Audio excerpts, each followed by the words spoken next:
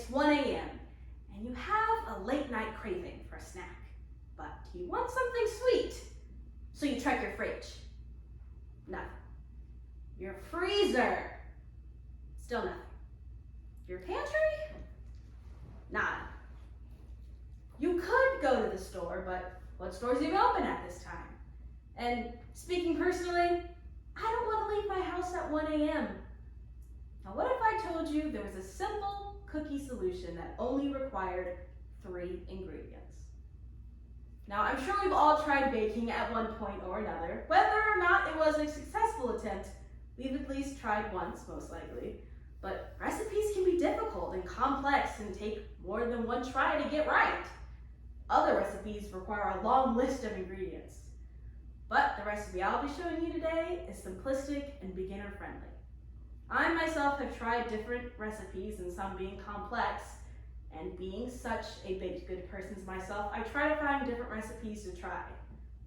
But as also being a bit of a lazy person, I try to find simple recipes to try, which led me to discover this magic peanut butter cookie recipe. Now today I'll be showing the ingredients, the prep and mixing, and the baking instructions for these magic peanut butter cookies. Now let's get into the ingredients. The reason these are called magic cookies is due to the simplistic ingredient list.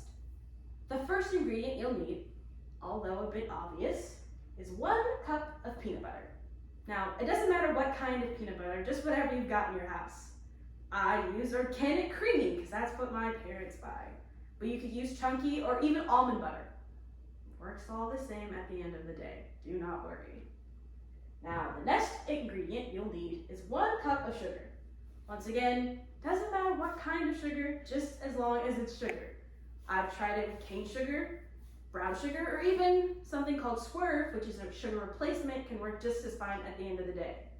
The whole point of this recipe is to be simple and just what you most likely have in your pantry, so do get worried. Now the last ingredient you will need is 1 egg.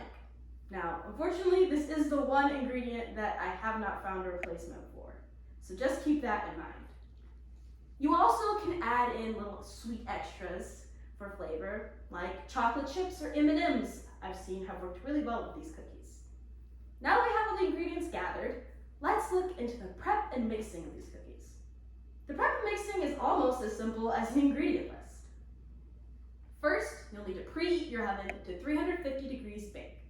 Next, you'll need to get yourself a baking sheet.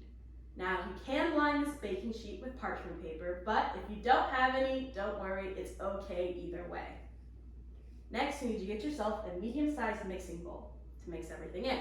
You'll get your ingredients and pour them in, and you can mix until they become combined in one. Now, you can use a spoon, but I find it easier just to use your hands due to the peanut butter being so thick that sometimes a spoon can be a little bit harder.